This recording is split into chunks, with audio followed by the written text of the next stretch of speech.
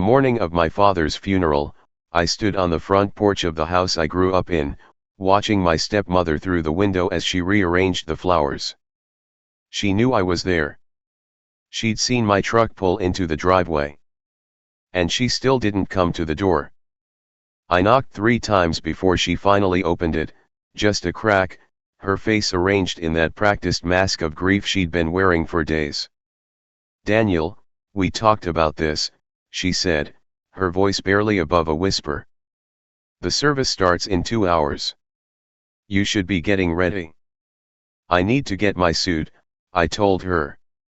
"It's in my old closet. I've been staying at the motel, remember?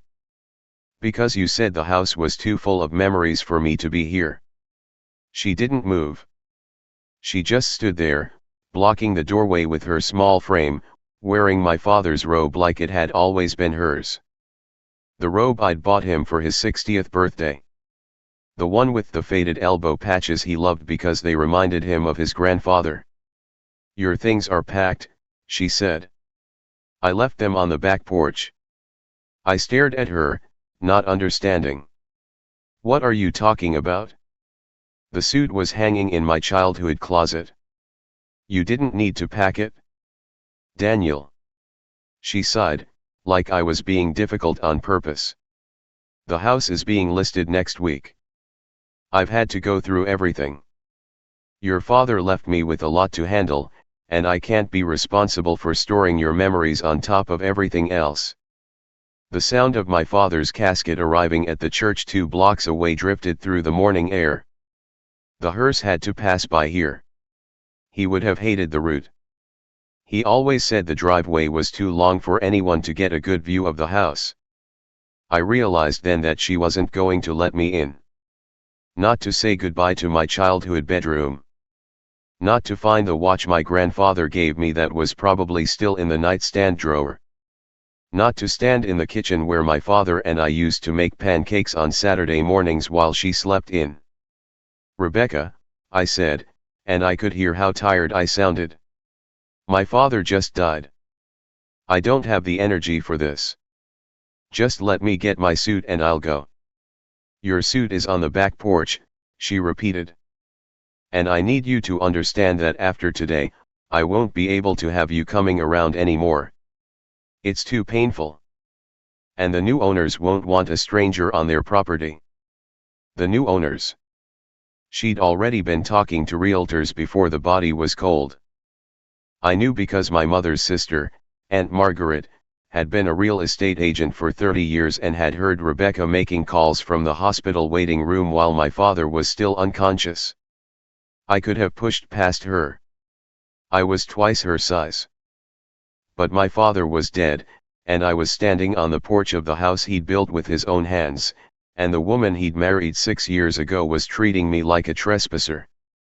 So I walked around to the back porch, where I found 2 garbage bags. Not packed. Not folded. Just stuffed with clothes and papers and random odds and ends. My suit was at the bottom of the first bag, wrinkled and smelling like the lemon-scented cleaning products she used everywhere.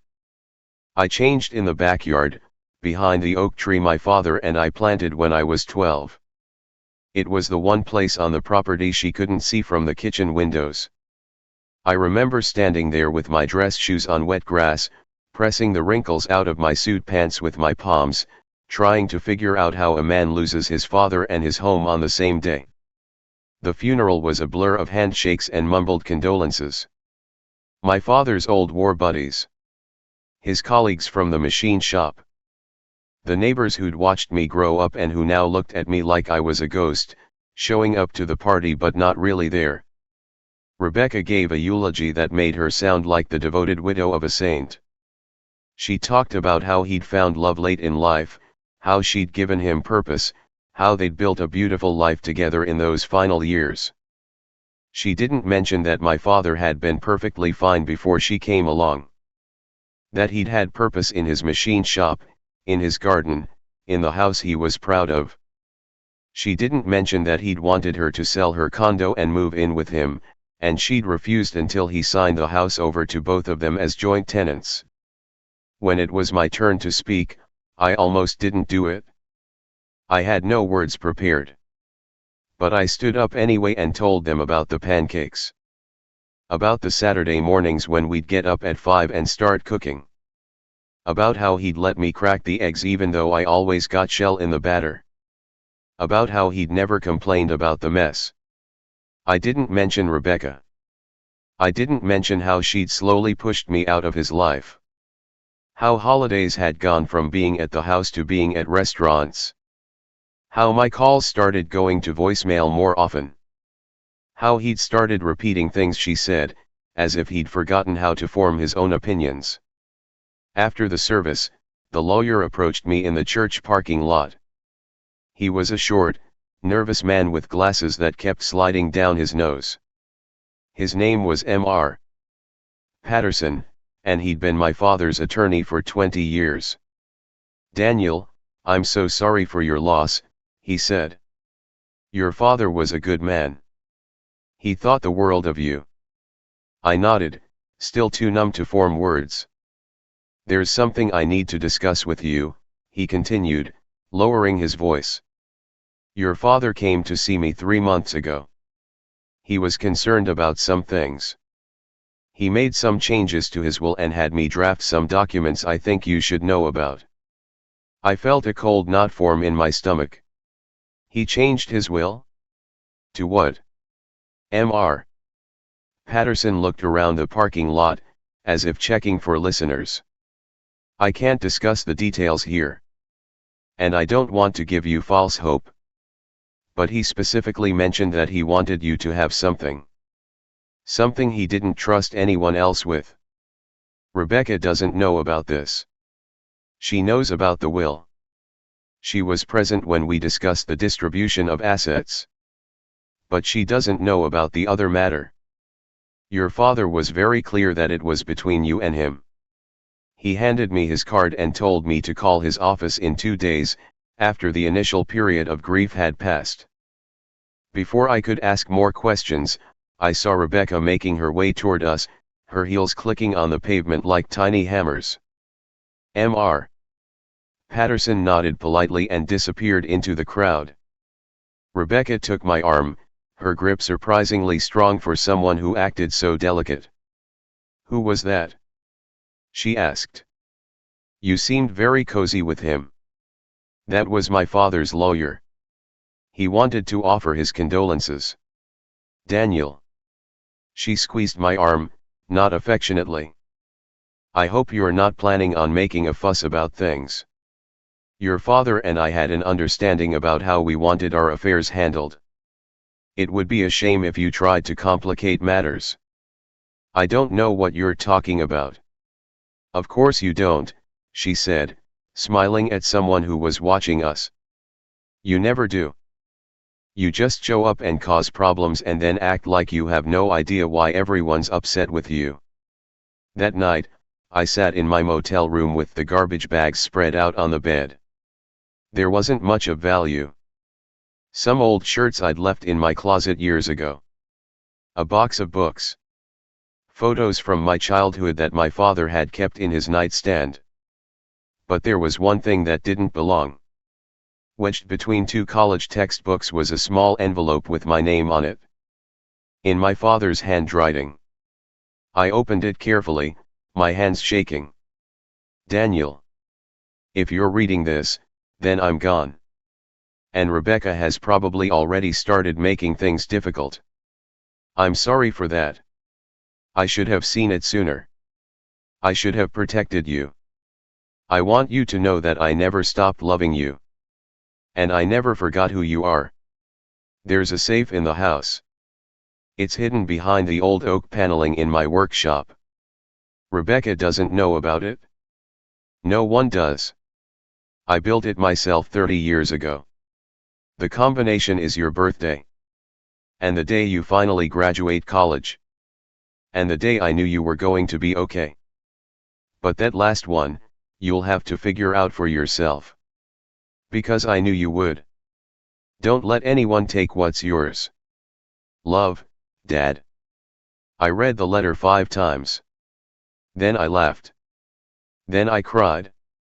Then I sat on the motel bed, staring at the wall, trying to figure out what my father had hidden in a safe that even his wife didn't know about. The workshop was at the back of the property, detached from the main house. It was the one place in the world my father had always been truly himself. The place where he built things. Where he thought things through. Where he'd go when the rest of the world got too loud. But Rebecca controlled the property now. She'd made it clear I wasn't welcome. And showing up in the middle of the night to break into a workshop attached to a house she was already trying to sell seemed like a good way to get arrested. I needed a plan. And I needed to keep my head down until the time was right. So I did what I'd always done. I waited. I watched. And I remembered every lesson my father ever taught me about patience. The weeks that followed were a master class in manipulation. Rebecca took control of everything. She sold the house within 30 days, citing her need to move forward from her painful loss.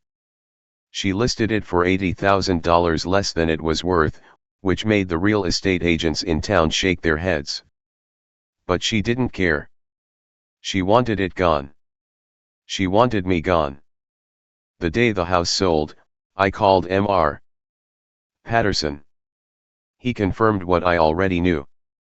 The will was clear. Rebecca got everything. The house, the bank accounts, the insurance policies. I got my father's 1972 Ford pickup truck, which hadn't run in 3 years, and a fishing rod he'd bought at a garage sale. "There's nothing I can do," Mr. Patterson said. "Your father signed the will 2 years ago, and he was of sound mind." I asked him about the changes at the time. He said he wanted to take care of his wife. He said she'd be alone if he died, and he wanted to make sure she was provided for. "She made him sign it," I said. "I know she did. He'd never have left me nothing intentionally." Mr. Patterson was quiet for a moment. "Daniel, I can't prove that. And even if I could, it doesn't matter. He signed it. He was competent. The law only cares about what's on paper." "What about the other thing? The safe? Did he tell you anything about what was in it?"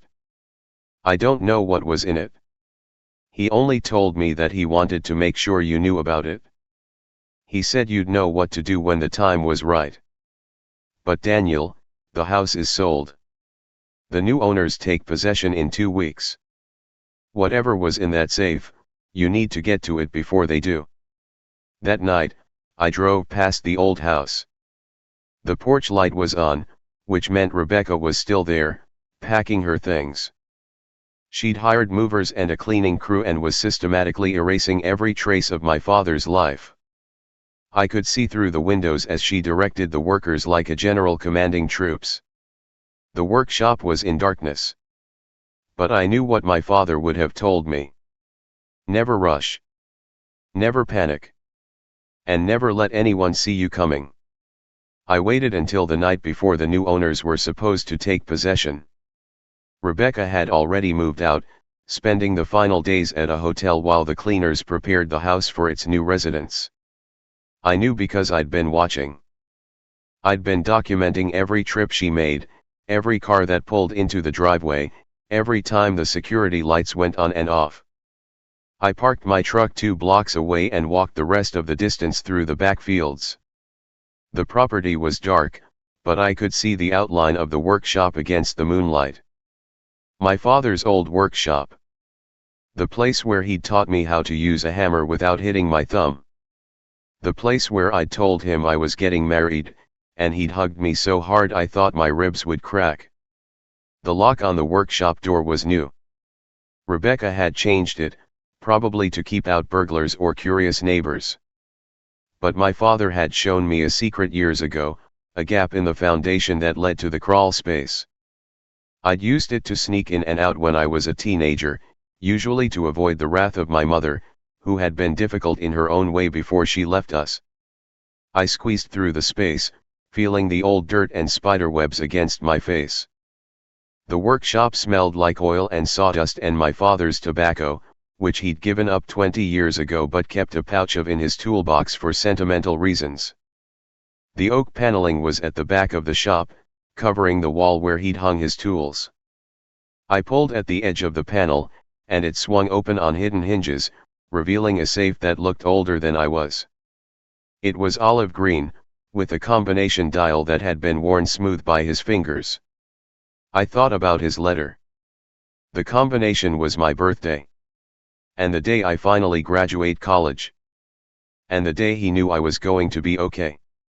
My birthday was easy. June 14, 1978. June 14, 78. The day I graduated college was May 17, 2000. May 17, 2000. But the third one. The day he knew I was going to be okay. I had no idea what that could be. There were so many days. The day I got my driver's license. The day I got my first job. The day I bought my truck. The day I told him I was going to be a father. I tried them all. Nothing worked. I sat in the darkness, my forehead pressed against the cold metal of the safe, trying to remember every conversation I'd ever had with my father. Every moment that might have meant something to him. And then I remembered.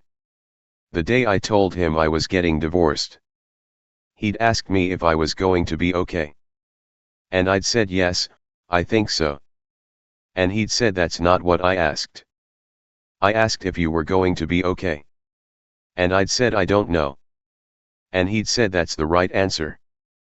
Because the only people who say they're going to be okay are the ones who don't understand that sometimes okay takes a while. The day I told him I was getting divorced was November 18, 2008. November 18, 08. The safe clicked open. Inside, there were documents. More than I could count. I pulled them out one by one, reading by the dim light of my phone. Property deeds. Bank statements. Investment portfolios. A second will, dated 3 months before his death, that left everything to me. Everything. The house, the accounts, the investments, the insurance policies. Everything Rebecca had been so eager to take control of. And at the bottom of the safe, there was a letter. Addressed to me. I opened it with trembling hands. Daniel. If you found this, then I knew you would. I always knew you were the one who would follow through. I made a mistake marrying Rebecca. I saw it almost immediately, but I was too proud to admit it. She was just so good at making me feel like I wasn't alone. Like I mattered. And that was something I hadn't felt in a long time. But I saw what she was doing to you. Pushing you away. Making you feel like you were in the way. I tried to stop it, but she made me believe I was imagining things. She made me believe I was being paranoid. She made me believe that you didn't want to be around me anymore. And I hated myself for believing her. So I made a decision. I would let her think she had won. I'd sign the will she wanted. I'd let her sell the house. I'd let her feel like she'd gotten everything she wanted. But I would never let her take what matters most. Everything I built in my life, Daniel, was for you. The house. The savings. The investments. It was all meant to be yours. I just needed to make sure no one else could take it. The second will, the one you found, supersedes the first. It's ironclad. I had Patterson drafted, and he'll do right by you if you ask him to. You'll have to prove that she manipulated me, but the evidence is in the safe. Letters, recordings, things I kept because I knew I'd need them eventually. I'm sorry it had to be this way. I'm sorry I couldn't be stronger. But I knew you would understand. Because you've always understood. Take what's yours. Build something beautiful. And never let anyone make you feel small again. I love you, son. Dad. The letters. The recordings. They were all there. Months of documentation. Evidence that Rebecca had systematically isolated my father, manipulated his finances, and pressured him into signing away his legacy. I sat in the darkness for a long time. The smell of my father's workshop filled my lungs. The sound of the wind through the trees outside. The weight of the documents in my hands. I had everything I needed to destroy her. And for the first time in my life, I wasn't afraid to use it. 2 weeks later, I filed a petition to contest the will. My lawyer was a bulldog named Marcus Webb, a man with a reputation for ripping apart cases like this with the kind of clinical precision my father would have admired. Rebecca hired her own lawyer, of course. A woman named Valerie Hart, who specialized in defending wealthy widows from greedy children. The tabloids had a field day with it. Stepmother vs. Son in battle for $1 million estate. I didn't care. I knew what was coming.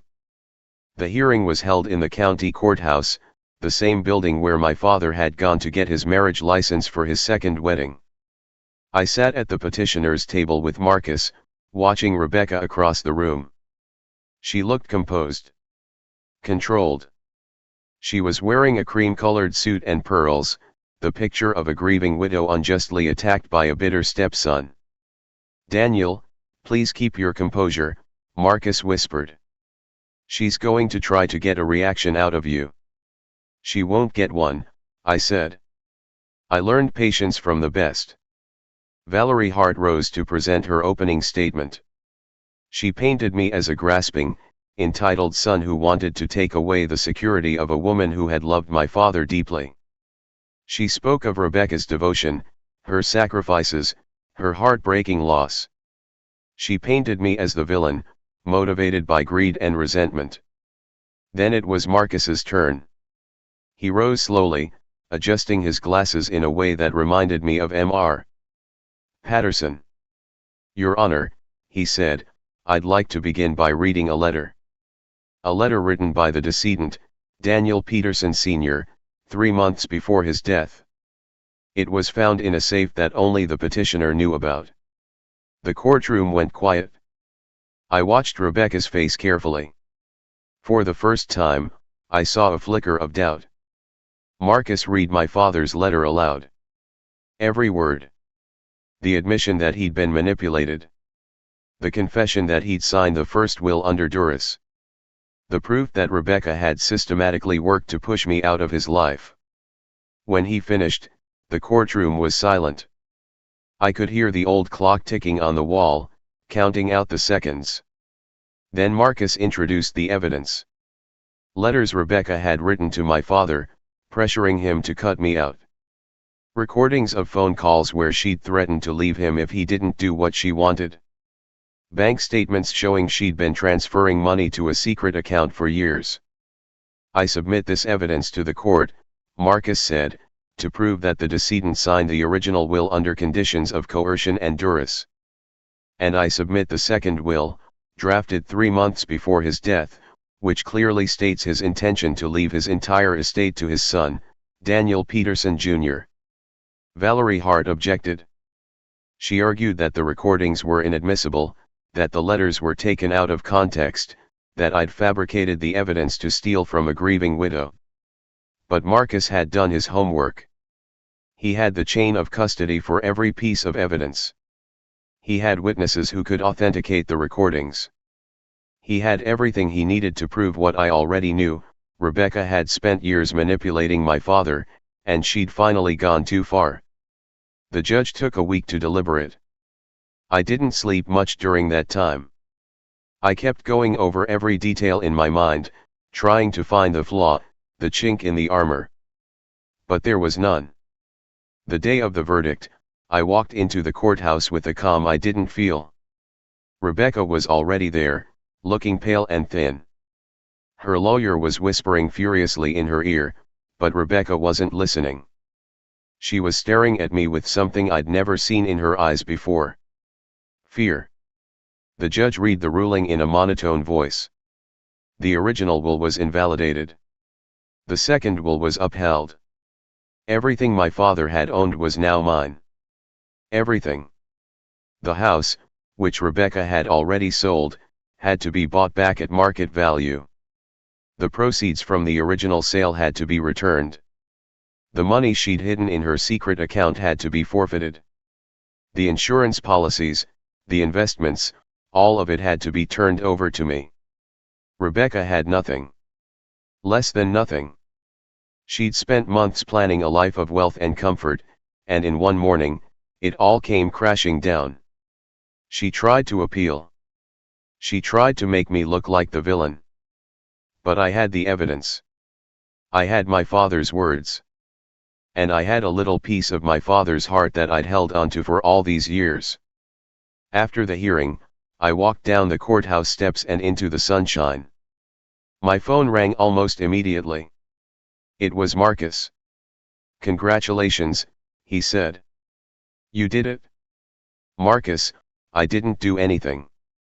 My father did. He trusted you." "That's not nothing." I thought about my father. About all the years I'd spent being the responsible one. The one who showed up. The one who never complained. The one everyone counted on to just take it. For the first time, I realized how much it had cost me. How much I'd lost by trying to be so solid. The relationships I'd let slip away. The moments I'd missed. The small, beautiful things I'd told myself didn't matter because someone needed me to be strong. I went home that night to my small apartment. It was empty now, stripped of the things I'd been holding onto. My father's things. My old things. The things that reminded me of a life I was trying to rebuild. But I wasn't alone. I never had been. I just forgot that for a while. The house was returned to me 6 months later. Rebecca had fought the process at every step, but eventually, she ran out of money and options. The new owners, a young couple with 2 kids, had been understanding. They'd bought the place in good faith, and they were disappointed to lose it. But I made them a deal they couldn't refuse.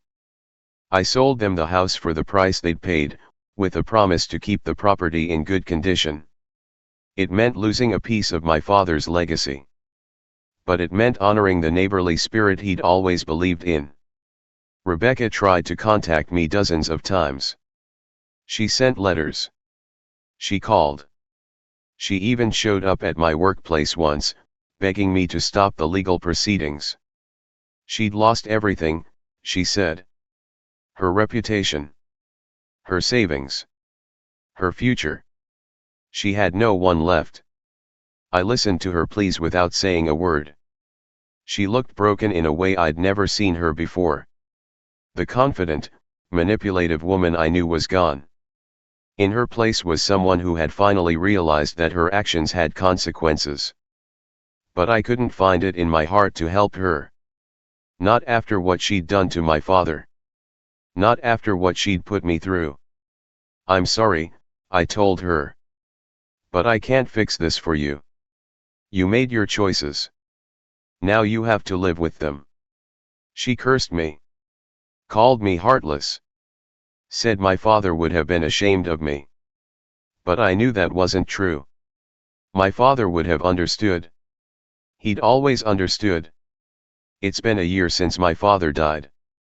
I still live in the same small apartment, but I've started making changes.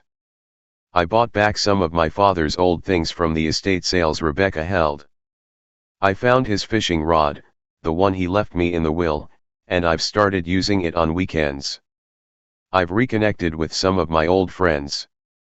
The ones who drifted away because I was too busy being responsible to hold on to them. I think about my father a lot. About the pancakes we used to make. About the workshop where he taught me how to build things. About the way he never stopped trying to protect me, even after he was gone. And I think about the letter he left me. The last line. The one that keeps me going even when everything feels impossible. "Never let anyone make you feel small again." I won't, Dad. I promise I won't.